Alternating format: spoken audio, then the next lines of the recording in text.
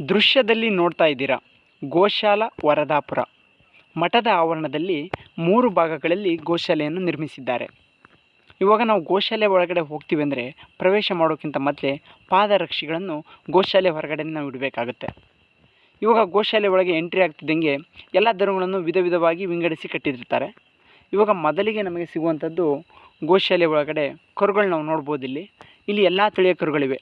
ಇವಾಗ HF ತಳಿ ಇರ್ಬೋದು, ಗೀರ್ ತಳಿ ಇರ್ಬೋದು, ಹಾಗೆ ದೇಸಿ ಆಕಳಿನ ತಳಿಯ ಕರುಗಳನ್ನು ಸಹ ಇಲ್ಲಿ ನೋಡ್ಬೋದು. ನಾವು ಇಲ್ಲಿ ಬಲಿಷ್ಠವಾದ ದೇಸಿ ಆಕಳುಗಳು ಭಾಳಷ್ಟಿವೆ. ಆದ್ದರಿಂದಾಗಿ ನಮಗೆ ಇಲ್ಲಿ ಹೋರಿ ಹಬ್ಬದ ಕರುಗಳು ಸಹ ಸಿಗಬಹುದು.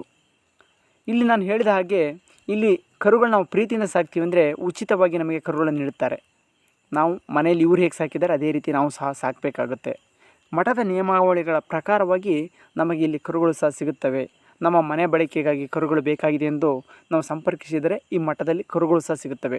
ನೋಡಿ, ಇಷ್ಟು ಕರುಗಳಿದ್ದರೂ ಸಹ ಯಾವ ರೀತಿಯಾಗಿ ಆರೋಗ್ಯಯುತವಾಗಿವೆ, ಅವುಗಳ ಲಾಲನೆ ಪಾಲನೆ ಮಾಡಿದ್ದಾರೆ. ನಾವು ಸಹ ಇದೇ ರೀತಿ ಮನೆಯಲ್ಲಿ ಇಂತಹ ಕರುಗಳನ್ನು ಸಾಕ್ತೀವಿ ಅಂದರೆ ಮಠದಿಂದ ನೇರವಾಗಿ ನಾವು ಒಂದು ವಿಚಾರಣೆ ಮಾಡಿ ಅವರ ಷರತ್ತು ಮತ್ತು ನಿಯಮಾವಳಿಗಳ ಪ್ರಕಾರವಾಗಿ ತಂದು ನಮ್ಮ ಮನೆಯಲ್ಲೂ ಸಹ ಸಿಗಬಹುದು.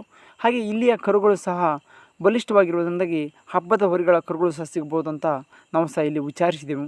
ಆದ್ದರಿಂದಾಗಿ ಸಂಪರ್ಕಿಸಬಹುದು ಸ್ನೇಹಿತರೆ. ಒಂದು ಸಾರಿ ಈ ಮಠಕ್ಕೆ ಭೇಟಿ ಕೊಟ್ಟಾಗ ಒಮ್ಮೆ ಆ ಮೇಲ್ವಿಚಾರಕರನ್ನು ವಿಚಾರಿಸಿ ನೋಡಿ.